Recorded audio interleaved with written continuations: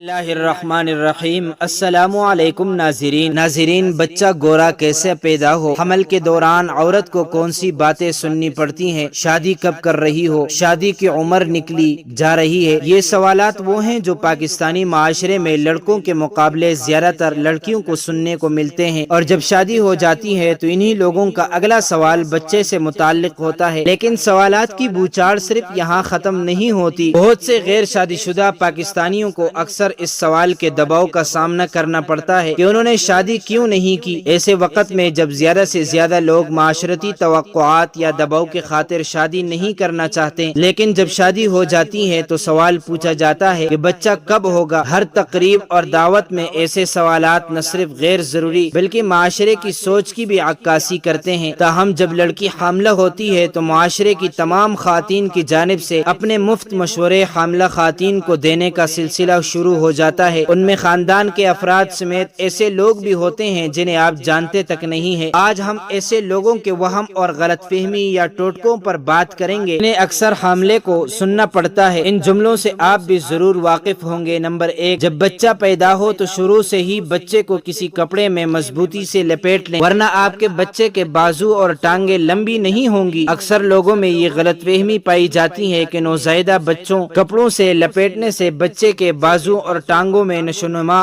نہیں ہوتی، تاہم ایسا بالکل نہیں ہے، یہ صرف غلط فہمی پر مبنی خیالات ہیں۔ نمبر 2، نومولود بچوں کے کپڑے 40 دن سے زیادہ گھر پر نہ رکھیں، اسے بدقسمتی سمجھا جاتا ہے۔ اس جملے سے لگتا ہے کہ روایتی طور پر یہ جملہ اس لیے بنایا گیا ہے تاکہ شوہر بچوں کے نئے کپڑے خرید سکیں، تاہم اس کا بچے کی بدقسمتی یا کسی خطرے سے کوئی تعلق نہیں۔ نمبر 3، بچے کی پیدائش کے بعد 40 دن تک ماں کو گھر سے باہر نہیں نکلنا چاہیے، یا حاملہ عورت کو مغرب کے بعد گھر سے باہر نہیں نکلنا چاہیے، ورنہ ان پر جادوئی اثرات ہو سکتے ہیں۔ اگرچہ بچے کی پیدائش کے بعد ماں کا خیال رکھنا ضروری ہے، گھر سے باہر جانے پر پابندی لگا دینا وہم اور غلط فہمی کے علاوہ کچھ نہیں ہے۔ نمبر 4، حاملہ خواتین اور حال ہی میں بننے والی ماؤں کو چاند گرہن کے دوران محتاط رہنا چاہیے۔ کچھ بھی ہو سکتا ہے، کمرے کے اندر رہیں، یا پھر چاند گرہن کے دوران حاملہ خواتین قینچی کا استعمال نہ کریں، ورنہ جب بچہ پیدا ہوگا تو اس کے جسم کا ایک عضو کٹا ہوا ہو سکتا ہے۔ نمبر 5، اگر حاملہ عورت اپنے بچے کی جنس جاننا چاہتی ہے تو اسے چھوٹے بچوں کے پاس جانا چاہیے، وہ بتا سکتے ہیں کہ لڑکا ہے یا لڑکی۔ کیا واقعی آپ ایسی باتوں کو سچ مانتے ہیں؟ کیا بچے کی جنس معلوم کرنے کے لیے ڈاکٹر کے پاس الٹرا ساؤنڈ کروانے کے بجائے چھوٹے بچے کے پاس جانا چاہیے؟ نمبر 6، اتنی بڑی عمر میں حاملہ ہونا درست نہیں، بہت زیادہ پیچیدگیاں ہو سکتی ہیں۔ نمبر 7، میں نے سنا ہے کہ حمل کے دوران یہ مخصوص چیزیں پینے یا کھانے سے بچے کا رنگ گورا ہو جائے گا۔ نمبر 8، خاتون نے مشورہ دیا کہ بچی کی ویکسنگ کر دو، بڑی ہوگی تو بال ختم ہو جائیں گے۔ افسوس کی بات ہے کہ گوری جلد کے بچے پیدا کرنے کے لیے لوگ کئی طریقے آزماتے ہیں اور ان پر عمل بھی کرتے ہیں، اور یہ سلسلہ طویل عرصے سے چلا آ رہا ہے۔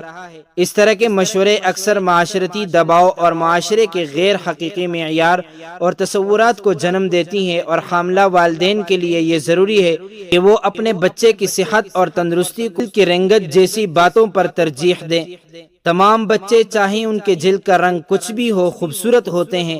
یہ سمجھنا بہت ضروری ہے کہ جلد کی رنگت کا تعین مکمل طور پر جینیات سے ہوتا ہے، نہ کہ حمل کے دوران آپ جو کھانا کھاتے ہیں۔ اس کے علاوہ بچوں میں ذہانت اور کردار جیسی خوبیوں کے بجائے بچے کی رنگت پر زیادہ توجہ دی جاتی ہے، جو بالکل غلط ہے۔ ماہرین صحت کے مطابق بچے اور حاملہ عورت پر اس طرح کے ٹوٹکے آزمانا ماں اور بچے کے لیے نقصان دہ ہو سکتا ہے۔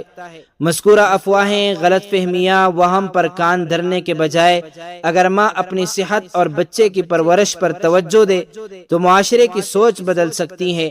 اللہ تعالی ہمیں ان منفی باتوں اور سوچ سے نکال کر مثبت سوچ اور فکر والا بنائے، آمین۔ معزز ناظرین، امید کرتا ہوں آپ کو یہ ویڈیو اچھی لگی ہوگی۔ مزید معلومات کے لیے ہمارے چینل کو سبسکرائب کیجیے۔ اگر زندگی کے لمحات مزید باقی رہے تو آپ کے لیے ایک اور بہترین ویڈیو لے کر حاضر ہوں گا۔ تب تک کے لیے اللہ